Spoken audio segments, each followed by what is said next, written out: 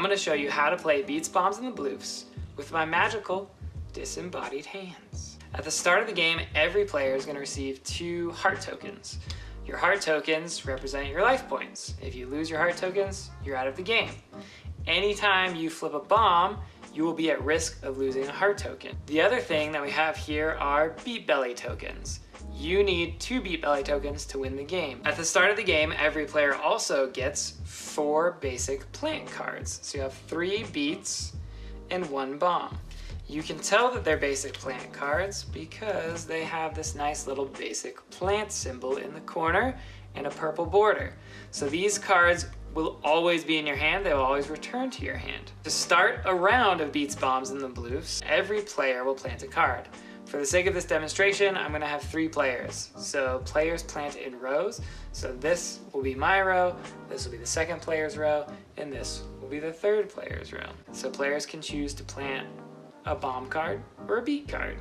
I'm going to go ahead and choose to plant a bomb card, and we will say that our next player chose to plant a beet card, though I wouldn't know that. And we'll go ahead and say that our last player also chose to plant a beet card. So let's say that it's my turn and I get to start. On my turn, I can either plant or I can brag. You can also pass in Beets, Bombs, and the Blüffs, but somebody has to have already bragged.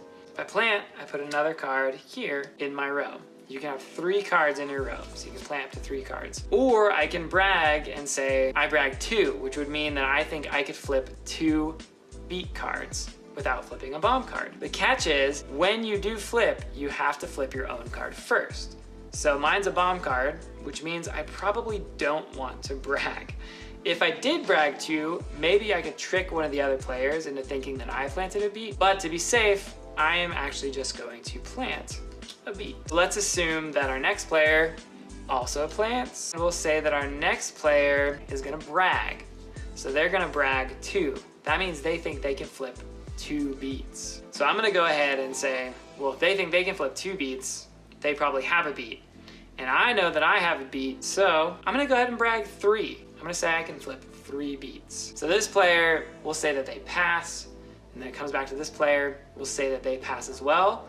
So now when all the way around to me, the brag is currently 3, and that's mine, so I have the highest brag at the table. That means I have to try to find 3 beets, because that's what I bragged. So I know that this is a beet, and I can flip it. Then I'm pretty sure that this person has a beet because they bragged 2, so I hope that they have a beet, and I flip it. Now I'm gonna go ahead and flip this one. Just kind of sketchy. That could have been a beet, that could have been a beet. Either one could have been a bomb. All 3 are beets, that means I get a beet belly token. If you get a beet belly token, you also get to draw from the super deck. So I would get a super card, and then at the end of every round, every player draws a super card. So this person gets a super card, this person gets a super card, and I would get a super card as well. So because I bragged and I found all my beets, I get 2 super cards.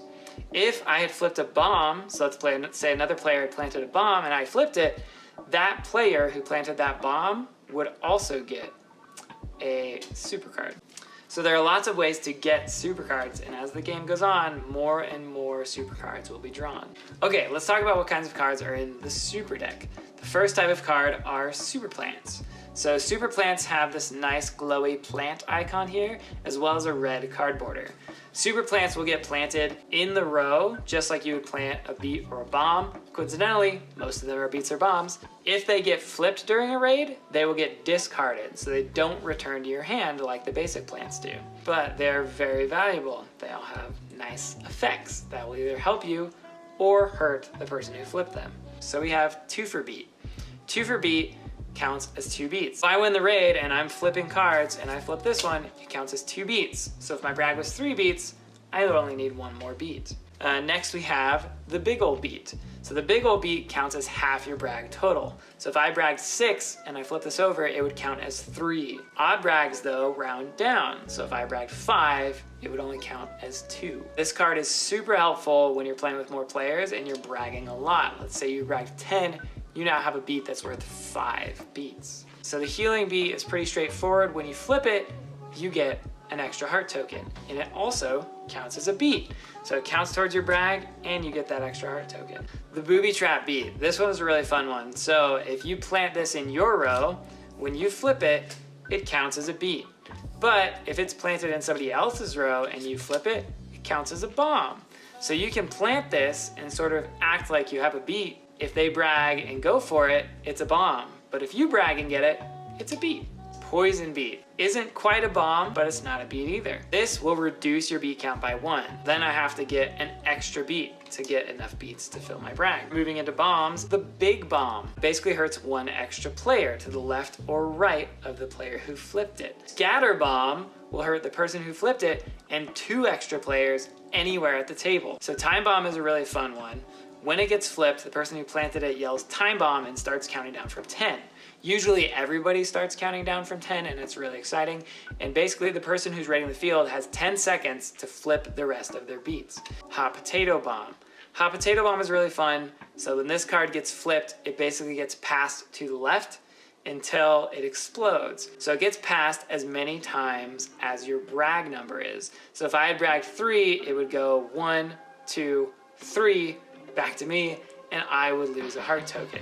But if I bragged 4, it would go 1, 2, 3, 4, and this player would lose a heart token. Take cover. So take cover is one of my personal favorite cards. When this card gets flipped, everybody has to cover their heart tokens, and the last player to get their hands covering their heart tokens loses a heart token. Last but not least for the super plants, we have the atomic bomb.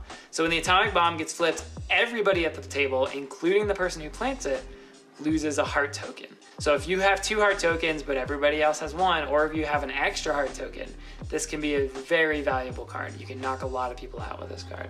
Action cards. So action cards have this nice little lightning bolt symbol in the corner and a blue border. So action cards get played right from your hand into the game, and they get played almost any time. Some of them are played in response to other cards, and it says right here what you play them in response to. The first one is Diffuse. So you play this in response to flipping a bomb. If you flip a bomb, you can play Diffuse on top of it, and it will not only keep you from losing a heart token, but also make that card count as a beat. So you could have 1 beat, flip a bomb, diffuse it, and now you have 2 beats. Medic. So medic is super helpful. If you flip a bomb and lose a heart, or somebody else flips a bomb that causes you to lose a heart, you can play this in response and draw your heart right back. So the little sniffer will let you peek at any one card on the table. Peek at somebody's card without actually flipping it, and then decide if you want to flip it or not. The big sniffer. Sound familiar? This one's a little bigger. So this allows you to peek at somebody's entire row. So if this person has 3 cards planted, I could peek at every single one of them without flipping them, and then decide to flip the beats and leave the bomb or whatever I want to do. So the sneak report allows you to peek at a player's hand. See like, oh, they don't have their bomb in there, so I know they have their bomb planted in their row. Or you could see that they have all 3 of their beats missing, which means their whole row is beats. Here we have your hand is my hand. So you play this basically in between rounds, and you get to switch hands with another player. So ideally you play this on somebody who has a lot of super cards while you do not have very many super cards. Bomb suit gets equipped. So you'll play it down on the table, and it stays with you until you flip a bomb. If you flip a bomb, it takes the bomb suit instead of your heart. So then the bomb suit will be discarded. If you do happen to play a bomb suit though, you might want to be careful when you play it, because somebody might nope it. So nope cards basically reverse any action card. If anybody plays any of these action cards, you can nope it, boop, and then this person would have to discard. So not only do they not get to play their bomb suit, they have to discard their bomb suit. However, if they have a nope card, they can nope your nope and keep their bomb suit. And those are the action cards in Beets, Bombs, and the Blüffs. So as the game goes on, there will be more and more of these action cards in play, as well as more and more of the super plants. Things get really crazy, brags get out of hand, and it's a ton of fun. I hope this video has helped you understand the game. You got a nice little peek at all of our special cards. You understand how the game is played. It's a lot of fun. I know you'll have fun playing it. We love playing it, and I cannot wait to see more people playing this game.